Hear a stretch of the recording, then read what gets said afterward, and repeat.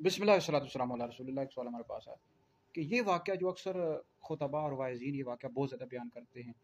کہ ایک دفعہ حضرت سیدنا امام حسین رضی اللہ تعالیٰ عنہ، حضرت سیدنا عبداللہ بن عمر رضی اللہ تعالیٰ عنہ، یہ بچپن کا واقعہ ہے، کھیل رہے تھے، تو اس پر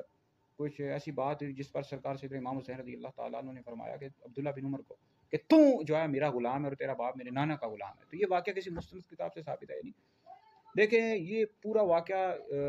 اس طرح بیان کیا جاتا ہے، جو خطبہ ہیں مقرر ہیں وہ بیان کرتے ہیں کہ دفعہ سرکار امام حسین رضی اللہ تعالیٰ عنہ عبداللہ بن عمر رضی اللہ تعالیٰ عنہ ساتھ کھیل رہے تھے،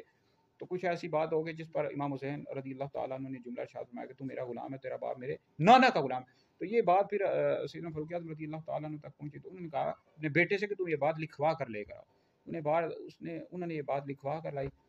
تو پھر فرمایا کہ اس کو میرے کفن میں رکھ دینا، اور پھر آپ نے اس تحریر کو چوما بھی۔ تو اس حوالے سے فتاوی جملیہ جلد نمبر 4 میں ہے کہ یہ اس کو ہم نے تلاش کیا، یہ کسی معتبر کتاب سے ثابت نہیں ہے، تو لہٰذا نہ اس کو صحیح کہا جا سکتا ہے نہ غلط۔ تو بہرحال یہ ہے کہ عقلی لحاظ سے بھی اگر دیکھا جائے تو ظاہر بات عبداللہ بن عمر رضی اللہ تعالیٰ عنہ یہ امام حسین رضی اللہ تعالیٰ عنہ سے بہت زیادہ بڑے تھے عمر کے لحاظ سے،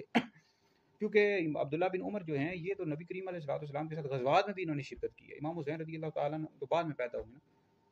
تو عقلی لحاظ سے بھی یہ واقعہ درست نہیں لگتا۔ تو فتاوی جملیہ میں ہے کہ یہ کسی معتبر کتاب سے ثابت نہیں ہے۔ البتہ جو معتبر واقعہ ہے اور جو ریاض الندرہ میں موجود ہے کہ ایک دفعہ سیدنا فاروق اعظم رضی اللہ تعالیٰ عنہ نے اپنے بیٹے کو 500 درہم دیے اور حسنین کریمین کو 1000 درہم دیے۔ وہ جو پھر عبداللہ بن عمر نے کہا تھا کہ آپ نے ان کو زیادہ کیوں دیا، تو فرمایا کہ تم ان کے نانا جیسا نانا لے آ، ان کی نانی جیسے نانی لے آ۔ تو یہ واقعہ درست ہے، ریاض الندرہ میں موجود ہے، اس کو بیان کر سکتے ہیں۔